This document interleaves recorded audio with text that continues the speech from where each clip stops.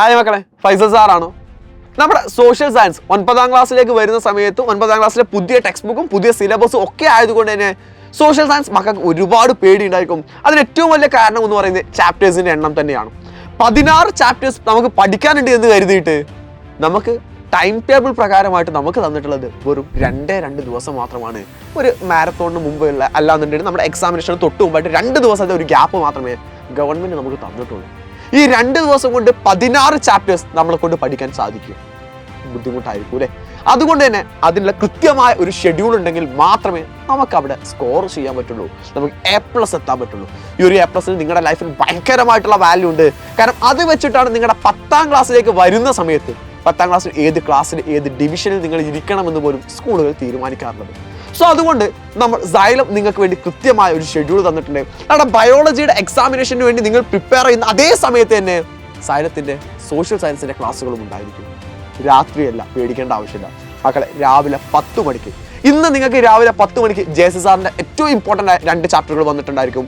അതേസമയം നാളെ ഞാൻ വരുന്നുണ്ട്, കൂടാതെ തന്നെ മറ്റന്നാൾ അമീൻ സാർ. അങ്ങനെ രാവിലെ 10 മണി മുതൽ 12 മണി വരെയുള്ള ഒരു സെഗ്മെന്റിന്റെ ഉള്ളിൽ നിങ്ങൾക്ക് എന്ത് ചെയ്യുന്നുണ്ട്? നമ്മുടെ സോഷ്യൽ സയൻസിലെ 6 ചാപ്റ്റേഴ്സ്. ഈ 6 ചാപ്റ്റേഴ്സിന്റെ പ്രത്യേകത എന്താണെന്ന് വെച്ചാൽ അത് വലിയ ചാപ്റ്റേഴ്സ് ആണ്. അത് ഒരിക്കലും ഒരു നൈറ്റ് കൊണ്ട് ഒരു ചെറിയ സമയം കൊണ്ട് നമ്മളെ കൊണ്ട് തീർക്കാൻ പറ്റുന്നതല്ല. ഒരുപാട് വലിയ കോണ്ടന്റുകളും ഒരുപാട് ടഫായിട്ടുള്ള മെറ്റീരിയൽസും വരുന്ന ഏരിയാസ് ആണ്. അതുകൊണ്ട് തന്നെ നമ്മൾ അവിടെ എന്ത് ചെയ്യുന്നു? 6 ചാപ്റ്റേഴ്സ് ആദ്യം സെറ്റാക്കുന്നു. അത് കഴിഞ്ഞിട്ട് നമ്മുടെ എക്സാമിനേഷൻ ബയോളജിയുടെ വരുന്നത് 15ാം തീയതിയാണ്. 15ാം തീയതി ബയോളജിയുടെ എക്സാമിനേഷൻ കഴിഞ്ഞ ഉടനെ തന്നെ അന്ന് നൈറ്റിൽ നമ്മൾ ജിയോഗ്രഫിയിലെയും ഹിസ്റ്ററിയിലെയും ഏറ്റവും ഇമ്പോർട്ടൻ്റ് ആയ ആദ്യം 8 ചാപ്റ്റേഴ്സ് സെറ്റാക്കും. 15ാം തീയതി 8 ചാപ്റ്റേഴ്സ്, 16ാം തീയതി 8 ചാപ്റ്റേഴ്സ്. അതും കഴിഞ്ഞ് 18ാം തീയതിയാണ് നമ്മുടെ എക്സാം എന്ന് പറയുന്നത്. 17ാം തീയതി മെഗാ മാരത്തോൺ. അപ്പോൾ ഓർത്തു വെക്കേണ്ട കാര്യങ്ങൾ എന്തൊക്കെയാ മക്കളെ?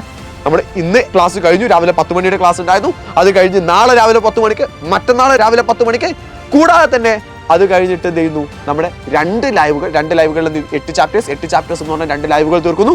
അതും കഴിഞ്ഞിട്ട് 17ാം തീയതി മെഗാ മാരത്തോണും കഴിഞ്ഞ് 19ാം തീയതി ഒരു മോർണിംഗ് ബൂസ്റ്ററും കൂടെ തന്നിട്ട് മക്കളെ 16 ചാപ്റ്റേഴ്സുകളും അടിപൊളിയായിട്ട് പഠിച്ച് അതിൽ എല്ലാ ക്വസ്റ്റ്യനുകളും അടിപൊളിയായിട്ട് വർക്കൗട്ട് ചെയ്തിട്ട് മാത്രമേ നിങ്ങളെ ഞങ്ങൾ എക്സാം ഹാളിലേക്ക് വിടുള്ളൂ. ഒരിക്കലും സമയമില്ലാത്തതിൻ്റെ പേരിൽ എൻ്റെ മക്കൾക്ക് A+ കിട്ടാതിരിക്കരുത്. സോ ഇതാണ് നമുക്ക് ഏറ്റവും നല്ല അവസരം എന്ന് പറയുന്നത്.